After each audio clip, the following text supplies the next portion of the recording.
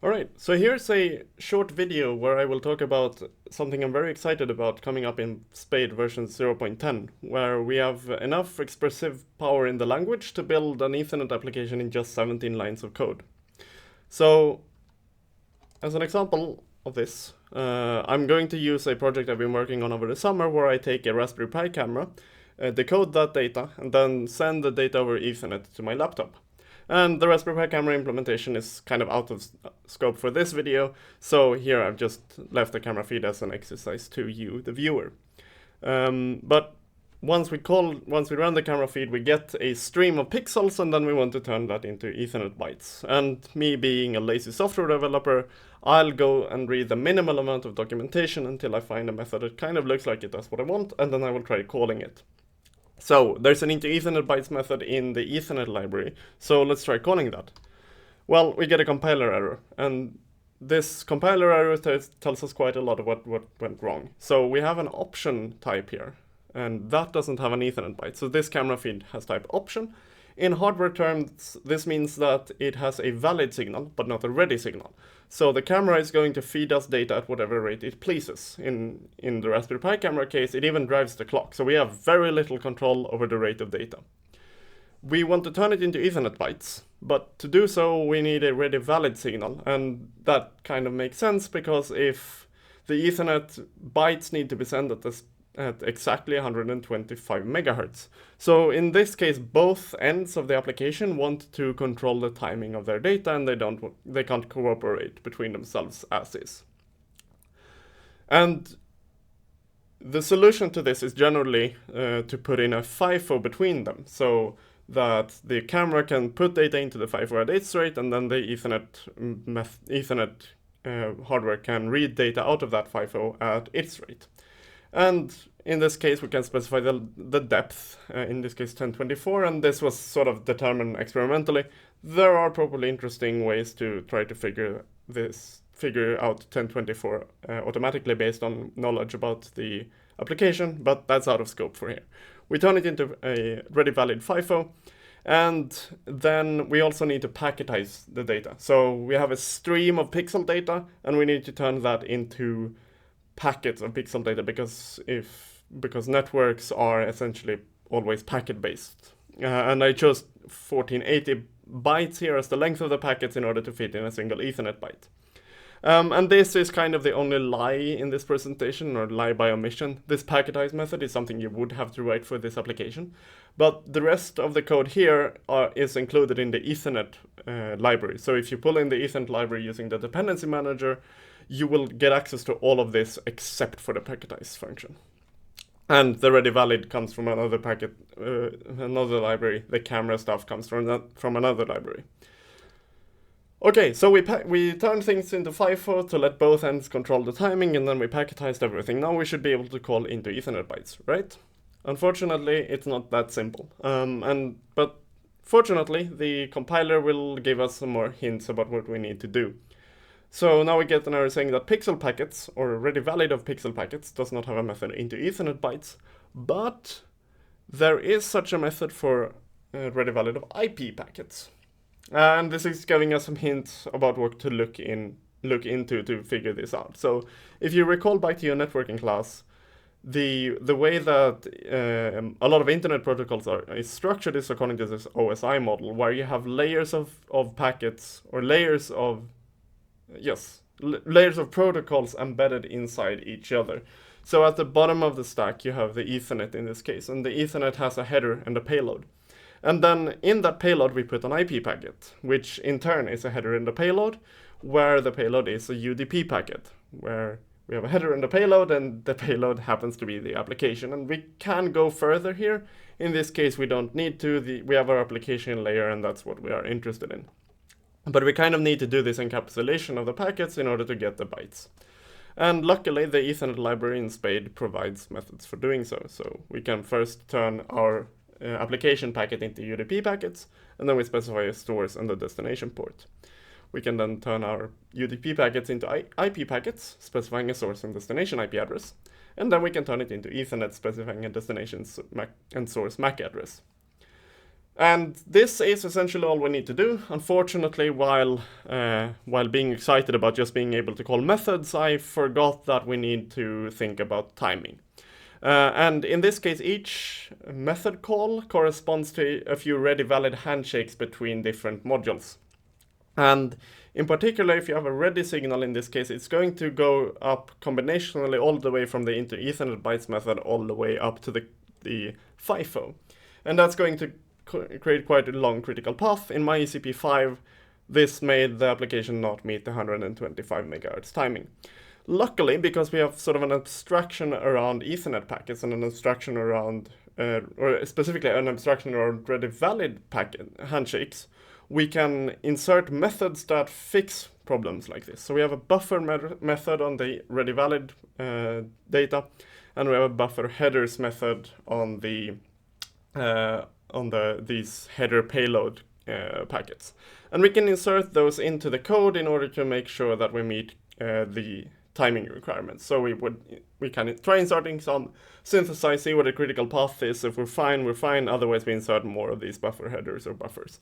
And in general, when you have packets that take a long time to process, these buffers don't really impact your performance much. So with that, we actually have a working Ethernet camera feed to Ethernet implementation. And again, it took 17 lines of code and runs quite fast. So this is very pleasing to me. You may be interested in knowing what's going on behind the scenes here, and the method calls are eventually compiled down to instantiating Verilog modules. And there's quite a bit of code here. We need to define methods or define signals for both the data going in the forward direction as well as the ready signals going in the backwards direction. And then we need to pass these in individually. And there's a lot of code that goes into here, and there's a lot of boilerplate that goes into here.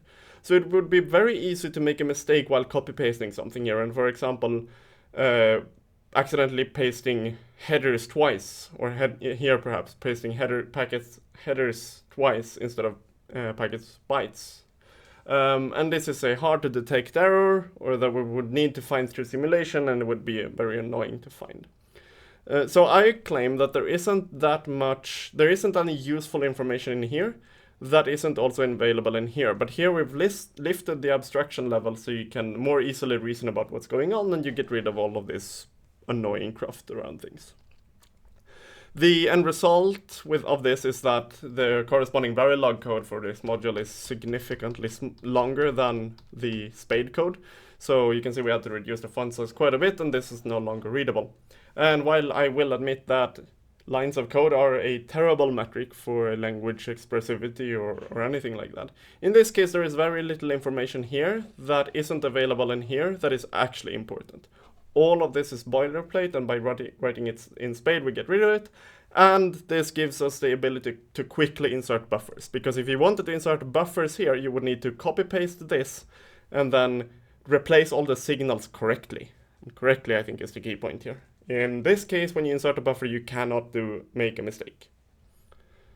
So you may also be curious what is going on inside these modules. So of course, they're also written in spade, and each of these into UDP, into IP, into Ethernet methods look similar. They're a state machine that looks for headers in the sort of outer packet, look for headers in the inner packet, wrap those inside outer packets by first emitting an outer header, then emitting the inner header as payload, and then emitting the inner packet's payload as the payload of the outer packet. And then we set the ready signals, and we generate the stream going downstream. So it's all RTL at the end of the day. It's important to note that this is not high-level synthesis. We know with a little bit of information about how the libraries we're using work, we know exactly what hardware we'll end up with. It's predictable. And you can also, if you realize that you have performance issues or you have something that you can't really do with the current structure, you can locally change out the current structure to something more low level. So you have the control when you need it, but you also have these higher level abstractions that just make it easier to reason about your hardware and quicker to write your hardware in the first place, easier to maintain in the future. And another thing I should note here is that none of the things I've shown here are sort of language features. They're using language. I'm using language features to define the ready valid interfaces, and I'm using language features to define the Ethernet library. But there's nothing in the compiler that knows anything about Ethernet or ready valid signals. So this is something you could do for your application inside Spade, and this empowers developers to build cool stuff quickly. So speaking of abstractions, as a language designer and someone who likes sort of messing with languages, there's this structure that I showed is very tempting to do something about, because we essentially have the same thing happening 4 times. We have a packet that is being turned into the payload of another packet.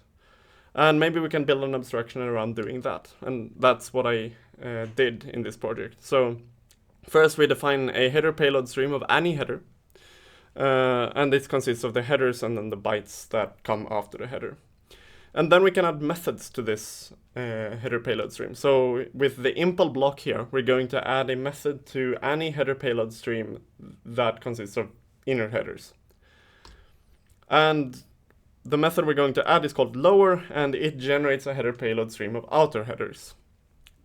To do so, we have some constraints, because we can't run this on whatever. In particular, we need our inner headers to be serializable, i.e. turned from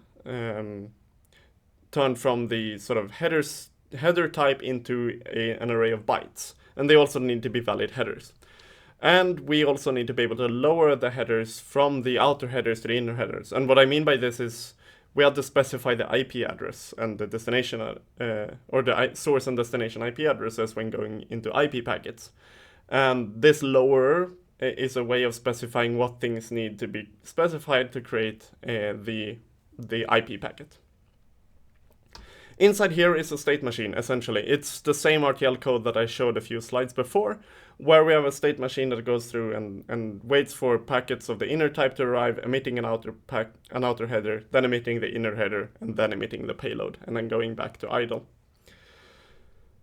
So the end effect of this, even if you didn't understand this, you should be able to understand this. So to define the into Ethernet method on the IP stream, we run these lower methods, and we have this stream lower thing. But the important part here is that the UDP into IP method is implemented in exactly the same way. There is very little code that you have to write to go between these two.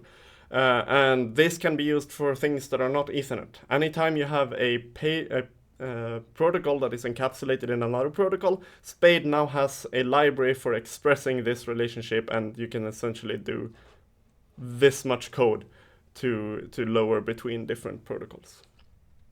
I hope that was interesting. If you want to learn more, go to spade-lang.org. That's the website of the language. Or you can follow me on mastodon.social/desoc2 if you want to hear me talk about Spade or other things. Thank you.